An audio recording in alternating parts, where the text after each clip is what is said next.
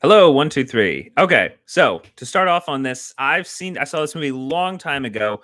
This is the first time watching it in really about a decade. So I kind of thought that, you see something a long time ago, you're going to come in and watch it again, and it's probably not going to be anywhere near as good, especially watching it whenever you're around like 13, 14. But this movie, it is very hilarious. It is still very funny. It is funnier watching it this last time than the first time that I saw it. And another thing that I had seen right after watching it the first time years ago was the remake. And the sorriest thing about seeing going back and seeing this original Death at a Funeral, the one from 2007, recently, is when you go online, it is clear that people still go to the remake more than they do the remake with Chris Rock, remake with Martin Lawrence, than they do the original one. The original Death at a Funeral, the one from 2007, is an absolute riot from beginning to end. It is one of the few movies, really, and I would say in just terms of comedy, where I would say from beginning to end, you're getting laughs from like 2 minutes in all the way till the very end of the movie. It's incredibly British, very British humor. I would say along the lines of With Nail and I and In the Loop. Like I feel like the best British humor is thoroughly deadpan, playing everything as absolutely seriously as possible while also dealing with incredibly dark subject matter. I think there's a level of British humor that kind of veers a little bit towards the zany and kooky, like Monty Python type. I find that very funny when it goes all out like that. But I find the funnier type is the one that goes for something so dark, but also plays it incredibly straight. Right now, it is on Hulu. So I would definitely recommend people watch it. Absolutely. Just the way that they are able to, and it's very interesting going back because I did watch the remake as well, still a while ago. But it's funny between watching the two of those how you can take the exact same material and in one situation do such a fantastic job with it, but then go over and try and do it. Different actors, kind of different. I would say different audience, just totally different. It's kind of like that Psycho remake that was done with Vince Vaughn, um, taking incredibly successful material, trying to bring it back in a different way, and not only not doing a great job, actively failing and doing a really, really terrible job, but everyone is just hitting their marks so well, even in terms of how this movie is shot. It feels, and I feel like this movie also fits a lot if you've heard of movies like Melancholia or Festen, very like Swedish movies where you take what is supposed to be a very buttoned up affair, in this situation a funeral. Everyone is supposed to very much be playing a part. You're supposed to be the honorable son, you're supposed to be the grieving mother, or in those other movies like Melancholy, you're supposed to be the happy wife, you're supposed to be, the honorable husband. And taking movies that take roles like that and completely shift them on their head, make the honorable son kind of a completely disreputable character, have the guests that are attending people that they have respect, but they're just not living up to what their roles are supposed to be.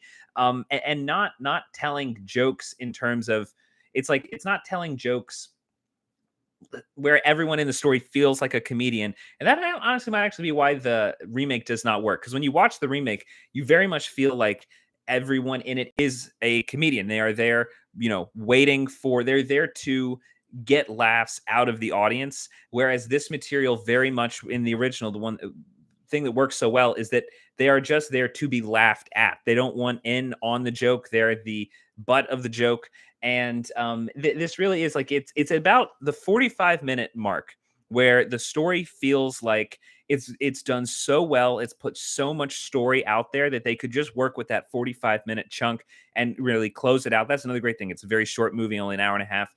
They could work with that. They could close it out very well by just tying up all those loose ends. But like 45 minutes, an hour, 15 minutes, like they continually successfully upping the stakes of the problems that everyone is going to. They make the situation so much worse for everyone involved all the way throughout the entire movie, and in a way that feels very believable. I think that's another thing in a lot of comedy movies, especially things like even Hangover, those Todd Phillips type comedies that are very funny and they're good on rewatch, but they become absurd to the point that the convention makes sense. Okay, yeah, we're gonna get absurd, we're gonna get ridiculous. That's perfectly fine.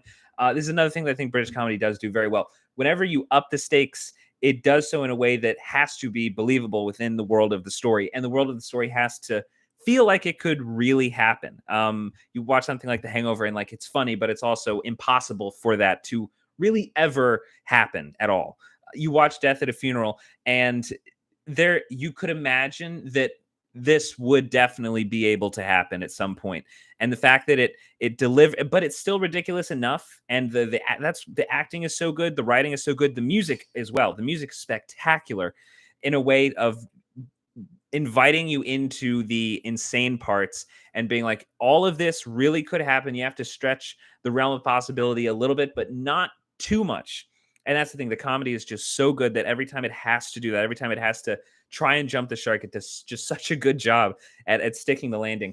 Peter Dinklage, in particular, with that, just that performance. And apparently the role was not supposed to be the obviously Peter Dinklage. This is really before he was incredibly famous, and the role did not call for a midget in the role. But Peter Dinklage, whenever he gave his interview, they said it wasn't even the fact that he came in and did such a good read. It was, I'm sorry, it was not the fact that they came in and they saw, oh my goodness, a midget in the role. That would just add a whole other layer of humor. The read that he gave for the character was far and away the best that they had seen. And then on top of that, the fact that he was a midget, added this whole other layer of just that's a really good example of someone. I won't ruin what's going on, but his character in particular is having to introduce elements to the plot that are very, very funny, very outlandish. And that's kind of the fact that they get him to play it. The fact that he's playing, he's a little person, the character is a little person, is just a very funny way where it looks off, it feels off. You have to adjust yourself to the surprisingness of the situation, but it does so with a lot of humor. If you have not seen it, then really watch it again. If you've already seen it, then you really have to watch it again. I'm not overstating how fantastic this movie is. It is an hour and a half. I would say by the end of it, it feels like it's 2 hours in a good way, because you have just been laughing for so much, and it continues successfully delivering for an hour and a half, that by the end of it, you're almost exhausted by how much comedy you're put through, successful comedy. And it's so rare. It's just so rare to get that.